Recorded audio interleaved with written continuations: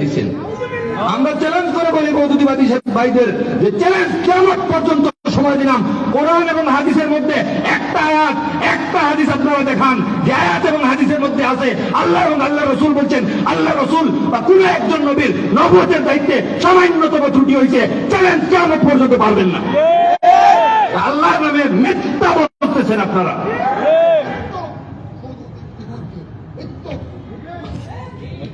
বলে আমরা বলবো না, আপনারা বলবেন কি বলা যায়।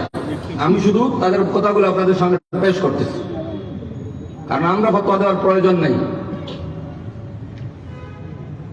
তাইলে উনি কি লিখছেন? আল্লাহ রসুলের আল্লাহর দেওয়া দায়িত্বে নবুয়তের দায়িত্বে ভুল ত্রুটি হয়েছে। প্রথম হইল নবুয়তের দায়িত্বে ভুল ত্রুটি হইলে তো কোরআন ভুল, হাদিস ভুল, অসম্পূর্ণতা থাকলে দিন পরিপূর্ণ হবে না। এরপরে দেখেন নবীর মূল দায়িত্ব কোনটা? নবুয়তের দায়িত্ব না রিসালাতের দায়িত্ব? এই দায়িত্বে ভুল ত্রুটি হইলে নবী কি নবী হওয়ার যোগ্য হবেন? ইমাম সাহেব আছেন, ওনার মূল দায়িত্ব নামাজ পড়ানো। উনি যদি নামাজ পড়াইতে ভুল করেন তাইলে উনি কি ইমামতির যোগ্য নাকি? তাইলে নবীর মূল কাজ নবুয়তের দায়িত্ব আদায়। এই দায়িত্বতে যদি নবীর ভুল ত্রুটি হয় তাইলে নবী কি নবী হওয়ার যোগ্য? কথাটা কই যাইতেছে চিন্তা করেন। এখন যে ব্যক্তি ইমামতির যোগ্য না, নামাজে ভুল করেন, উনাকে যদি আমি ইমামতিতে বসাইয়া রাখি জোর করে, তাইলে আমার কাজটা কি ঠিক হবে? তাইলে যে ব্যক্তি যে নবী নবুয়তের দায়িত্বে ভুল ত্রুটি করেন, নবী হওয়ার যোগ্য না,